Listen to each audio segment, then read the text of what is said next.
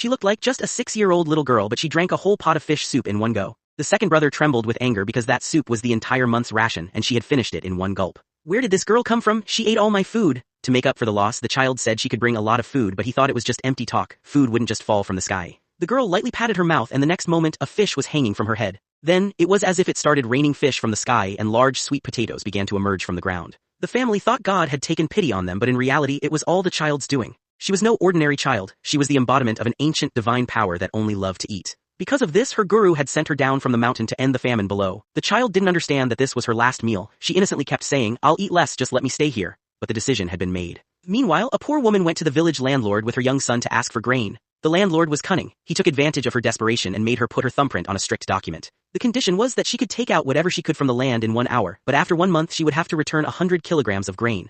Out of desperation, the woman agreed, but after half a day's hard work she only found a few small sweet potatoes. The landlord was confident that she wouldn't be able to repay the debt and then he would force her to work. Just then, disappointed, the woman prayed to God and suddenly with a bright light the same child appeared before them. Her face looked exactly like the woman's lost daughter. The woman and her son were both shocked. "Mom, has this sister returned?" When the child received a mother's love for the first time, she embraced her at that very moment and resolved to help this family. With her power, she immediately found out where the landlord had hidden the grain. The landlord left angrily, threatening, "If you don't give me 100 kilograms of grain in a month, the consequences will be dire." Returning home, the child met the second brother. He was annoyed to see another eater in the house. He had cooked fish, which the child also finished in the blink of an eye. But this time, a miracle happened again. She said, "Now I can cook," and immediately fish started falling from the sky and sweet potatoes sprouted in the courtyard. At the same time, news reached the landlord's house that all the fish and sweet potatoes had disappeared from his warehouse. Meanwhile, the family rejoiced, but the second brother still considered it a coincidence. Just then, a neighbor came running. "Your elder brother is lying injured in the forest. His condition is very bad."